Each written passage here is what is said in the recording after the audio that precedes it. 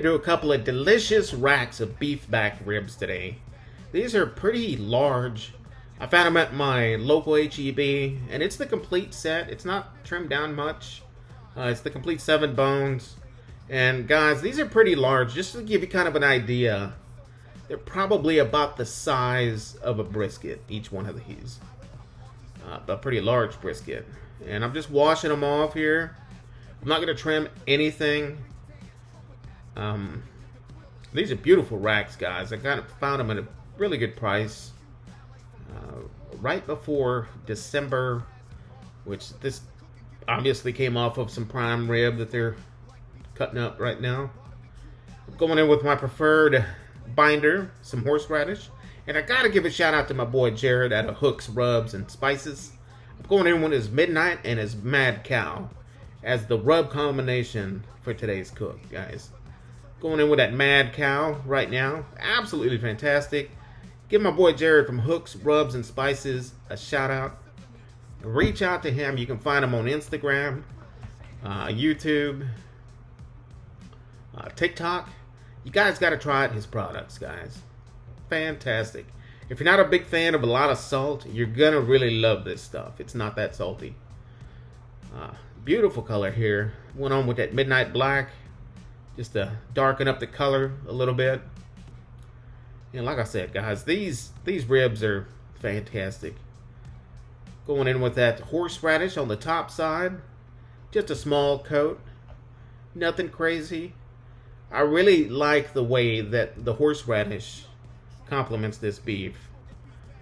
And all at the same time holding that rub in place.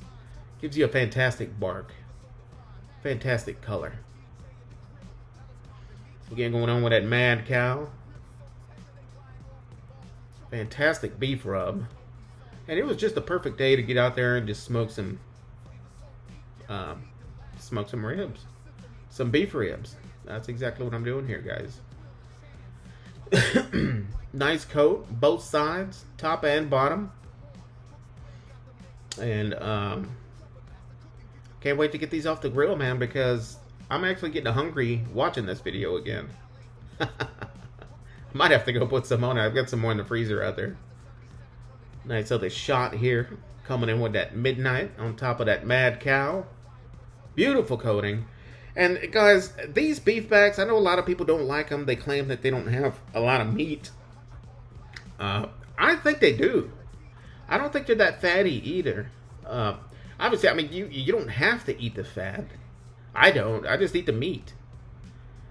And for the smoke today, we're going in with that bold BBQ. Bear Mountain bold pellets, guys. Absolutely fantastic pellet for beef. Guys got to try it. I'll have a link in the description. And we're just going to do a 225 cook today. Put the Rectech at the 225. Don't worry, no teabagging today. And wait for this RT700 Rectech to get up to temp. It doesn't take long at all. Nice smoke. And that's what it does the entire cook. I didn't hack anything on this one.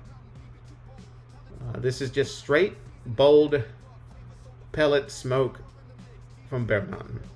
Bear Mountain pellets. And you can see the size of these racks, guys. Massive. I'm telling you, this is the same size of 2 big briskets. 18, 20-pound briskets. It's about the physical size, the outlining part of it. That's just a close-up here. I'm going to come back 4 hours later just to kind of check up on them. I'm really liking the way everything's starting to render. Got a nice color going on. I don't spritz anything. I just let the cooker do its thing. And the meat is going to produce its own juices. I'm not a fan of spritzing anything. I just wrap it, and that's when it really gets wet, guys. When you wrap it. And right there, I like that color. So I'm just going to go ahead and wrap it. That's the color that I'm looking for. And that's right about 4 hours. Right there, guys. Bone side down. That's the second rack. And you'll see at the end of the cook that we produced quite a bit of wetness after the wrap. That's the back side, the bone side.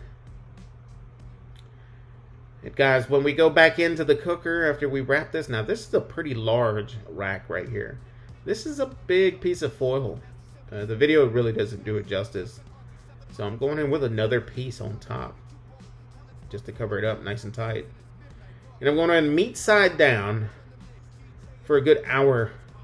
This was like hour and 15 minutes. Then I went back to probe it. Guys, I'm looking for 200 degrees on these beef backs. I'm looking for at least 200. And we're almost there. Up to this point, I left them in there for another 20 minutes. And we were good. I pulled them, rested them, and they sliced up like butter. Just getting a few different spots here so you guys can see the internal temp on this beautiful rack of beef backs. And up to that point, guys, eventually I turned the cooker off and just let it rest. I eventually pulled one of the racks out. That is the bone side. And you can see there's quite a bit of juicy deliciousness. And I went ahead and flipped it for you guys so you can see the meat side. They sliced up like butter and they were absolutely delicious. Again, check out my boy Jared. He's a Texas boy, but he's selling his rubs out of Utah at Hooks Rubs and Spices. And I used the combination the Midnight Rub, and the Mad Cow. And it's an absolutely fantastic combination on beef. And just to give you guys a look at what they look like after I sliced them up. Deliciousness. Bam. That's all I can say. Absolutely delicious. Not salty at all. It's a fantastic rub combination. We'll catch you guys on the next one. Peace out.